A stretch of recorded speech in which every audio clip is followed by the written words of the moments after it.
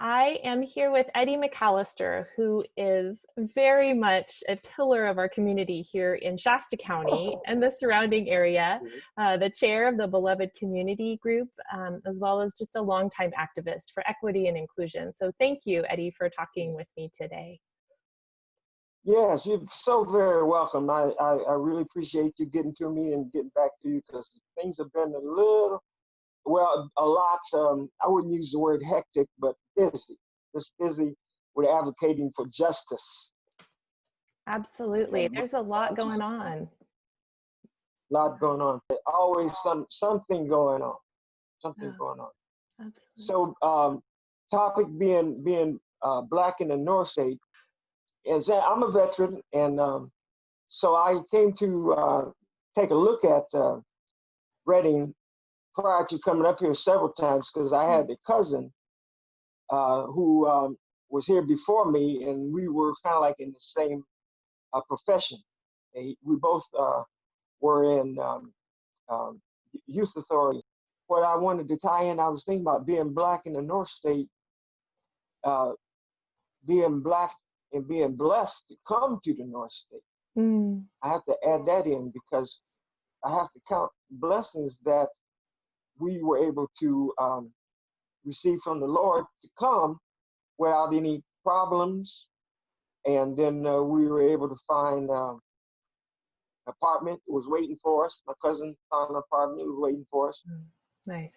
And then my wife was able to find a job. I mean, we are professionals, we're Black professionals. I remember they used to use the term buppies. I don't know if they use it anymore.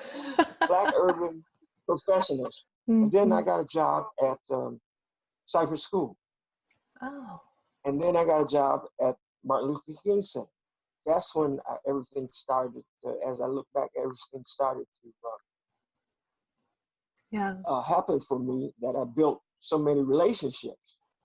And I think it was, once again, building relationships at Martin Luther King Center that got me the job with public health as a community organizer. Once again, I was blessed for them to know and recognize that I had made a lot of relationships in the community, and the community organizing was based on the relationship. Kids would know me so well. One time around Christmas, Santa Claus didn't show up, so they said, Eddie, we need a Santa Claus. So I said, okay, I'll dress up as Santa Claus. So I put on the hat and everything, and I covered my face real well. I had gloves on, and I was walking around, and I didn't say much because I know they would know my voice. And then one kid says, hey, that's Eddie. I know him. Those are his shoes. They knew your shoes. They knew my shoes. That's Eddie. Those are his shoes. I said, oh my God, these kids know me. They're sharp. Don't underestimate, myself, I live in Enterprise, but I got to know people in both sides of the river, and definitely got to know all the ethnic groups. I have two goddaughters that are Indian, Southeast Asian. I have goddaughters that are Black too, and I have some goddaughters. I think they tell people I'm the godfather, and I accept them anyway. And some guys too. So once again, being Black in the North State is not. It's a blessing for me to. I think when some people come to the North State, they don't come with the blessings. They don't come with the professional jobs, and they come up here and they try to make it, and just sometimes they don't make it because sometimes the jobs are not here, or the skills, or they don't pass the interviews or whatever. But I was able to do all that. So, this is where I am now, retired, and living the life, living the dream. I got no regrets. I haven't had any racial incidents. Now, my boys have had a couple, but nothing really serious. I haven't had any discrimination that I know or feel, but I know what it is. When I'm from Chicago. When I was a kid, there was a cross that was burned on our lawn. Mm-hmm. And I didn't even know what it meant at the time. My father had to tell us what it meant, because Wow. we lived in a Polish neighborhood, and we were all friends with all this, to an integrated school, and we had friends and neighbors in the Polish community and the Yugoslavian community, and Mm-hmm. so I've always been around diversity, Mm-hmm. even when I was going to school, Mm-hmm. and so maybe that helps also to be around diversity, to understand diversity, understand that we're not exactly all the same, but Mm-hmm. we all have the same gifts and the same goals and everything.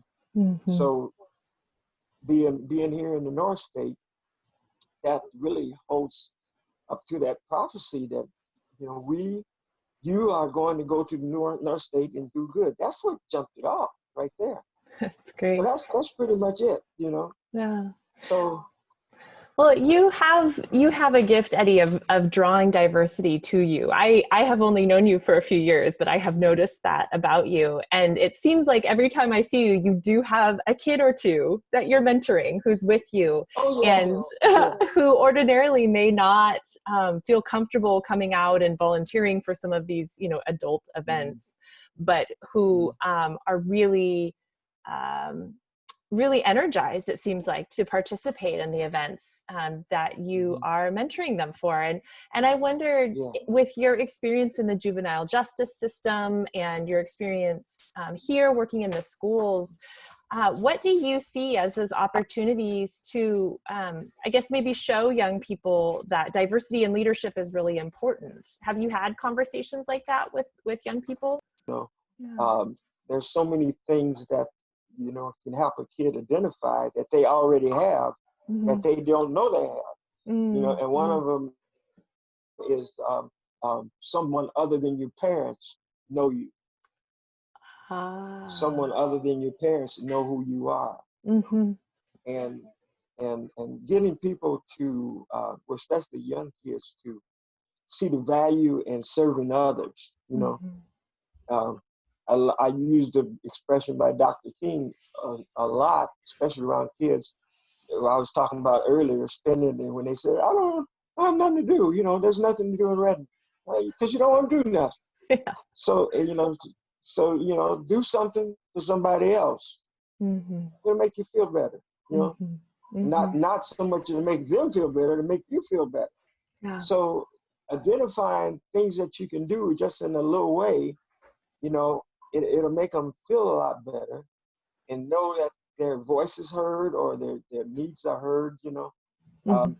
Time banking, Oh. giving of your time, giving Mm-hmm. of your time. There's no money involved, but you give your time over here, and you get that time back from somebody else.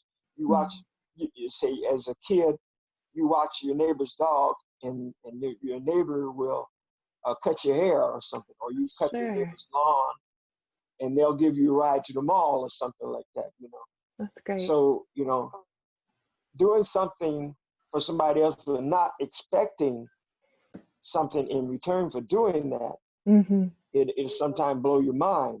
And Yes.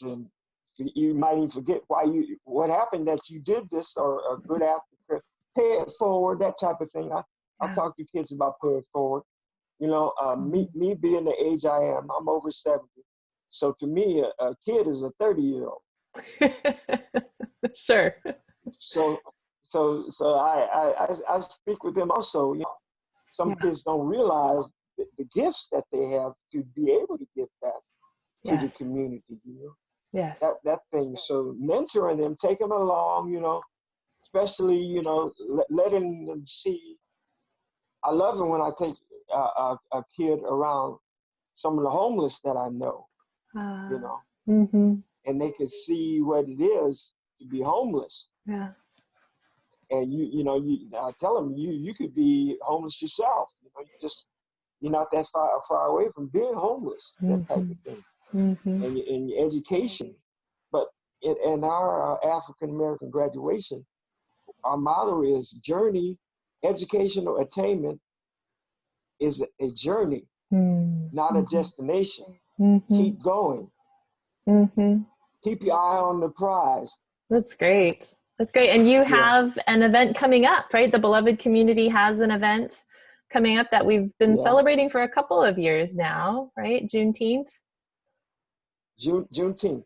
Juneteenth is what we consider in the African American community is the only really African American holiday that we decided to make it a virtual celebration. Okay. You know, so yeah. So how can people participate this year? It's a little different. Well, there's going to be so much education going on. It's going to be a Zoom celebration. So celebration, once again, awareness. People can participate by wanting to open their eyes and be aware of what Juneteenth was about, and then throwing in the 400 years of inequality, what that is all about. You know, the progress that the African American community has made since slavery. You know, when you do a Zoom, there's not a whole lot you can do. But you know, when you do stuff, I always like to have some after action. Yes. So at the event, we will be working on some after actions. What can we do? What can we do? And I certainly, you know, I'd say, you know, what can we do now in this particular situation is vote. Yes. I know you can agree with me that get kids to vote. Absolutely. Now, once again, those young people that are walking down the street, some of them are 18. Yeah. Make sure that they know the importance of voting and doing the census, getting their parents to do the census. Excellent. Well, if people want to sign up to watch or participate in the Juneteenth celebration, Eddie, where should they go? You know, it's already on the Facebook page. Okay. The date and the time is there. What you're seeing behind me is on the Facebook page. Excellent. People can sign up and say they're going, and the Zoom information will be there whenever we put it up there. Okay. But yeah, that's where they can go. Good deal. So, we'll link to it in the YouTube, in the comments section of the YouTube video. Yeah. Yeah, I know you're involved with the Reading Women's March now. Is that going to happen? Is there time for that to happen again? That's in January. The march itself is in January. And so, I mean, who knows what our world is going to look like January 2021, right? Who knows? 21. Who you know? Right. Yeah. Man. Yeah.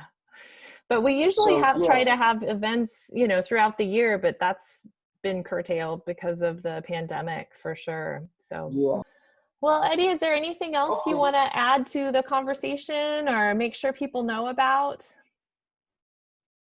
Well, like we just said, you know, you want to keep up and join the beloved community, which is an inclusive, solution-oriented grassroots movement dedicated to the unifying of relationships in a diverse community where everyone will experience solidarity, respect, solidarity, unity, respect, and equality. That's what the beloved community mission vision statement is.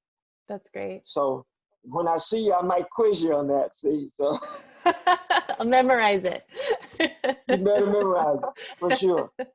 That's about it. That's great, Eddie. Thank you for taking the time, and thank you for all that you do in our community. I deeply appreciate it. Great. So, yeah. Thank you for reaching out.